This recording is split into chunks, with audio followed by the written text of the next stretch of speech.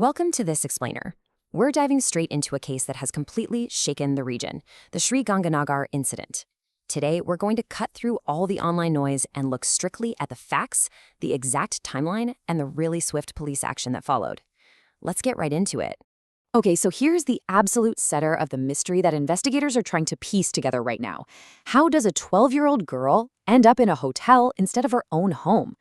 According to the verified reports, on June 18th, she traveled to Sri Vijayanagar to meet an acquaintance.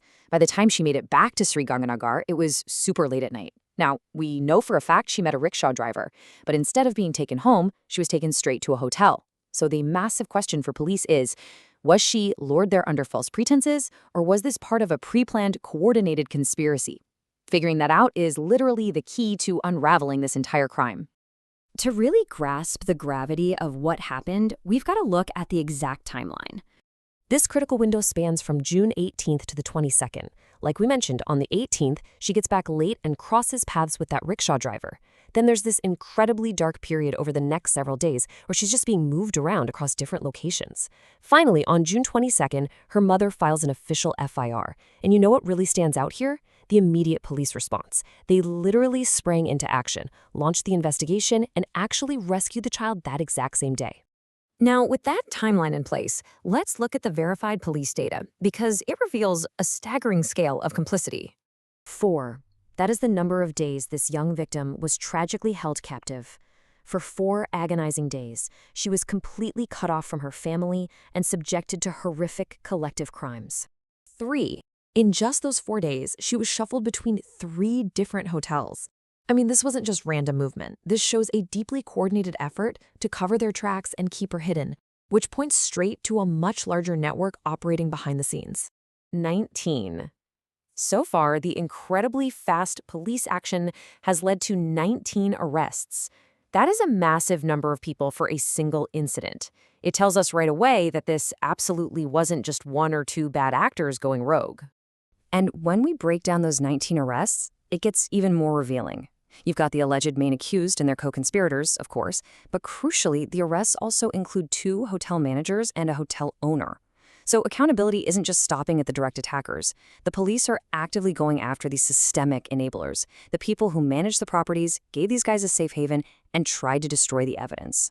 Because of that systemic enablement, the local administration didn't hold back at all. Their response was severe and highly visible. They took a really hard line. Step 1, identify the exact properties being used to hide criminals and run these illegal activities. Step 2, take definitive action.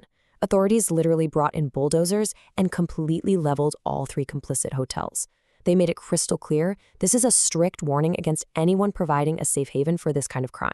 To back up that strict approach, Sri Ganganagar Superintendent of Police Hari Shankar came out with a very powerful statement. He assured everyone that every layer is being investigated and no one will be spared, no matter how influential. On top of that, the Jaipur Police Headquarters officially labeled this a special case scheme. Basically, that means they're fast-tracking the whole investigation to bring these culprits to justice as quickly as humanly possible. Naturally, as all these horrific details came to light, it sparked massive outrage all across Rajasthan. You've got social organizations, women's advocacy groups, and everyday citizens passionately demanding justice. One of the biggest, most unified demands coming out of this public outcry is the push for fast-track courts. People are insisting that the accused face a rapid trial. They want the swiftest and strictest punishment the law allows, and they absolutely do not want this case getting buried in the standard judicial backlog. But amidst all this very valid outrage, a totally different challenge has popped up, which is the rapid spread of misinformation online. When emotions are running this high, it is so crucial that we separate the hard facts from viral fiction. Here's a perfect example. A video went completely viral recently claiming to show Rajasthan police parading the accused down the street and beating them. People were sharing it everywhere, linking it directly to the Sri Ganganagar arrests. But the actual verified facts? That footage has absolutely nothing to do with this case. It's actually an older video from Gujarat that someone deliberately took out of context and falsely slapped onto this current tragedy. And that brings us to a really vital point as we wrap up this explainer. The Sri Ganganagar incident is a brutal reminder that we desperately need systemic accountability and rapid justice. But it's also a wake-up call for us as consumers of information. In an era of instant outrage, how do we ensure our pursuit of justice stays firmly grounded in verified facts rather than viral fiction? It's definitely something we all need to deeply consider before we hit share on our feeds. Thanks so much for joining me to unpack this incredibly complex and tragic case. Keep questioning, keep learning, and I'll catch you in the next explainer.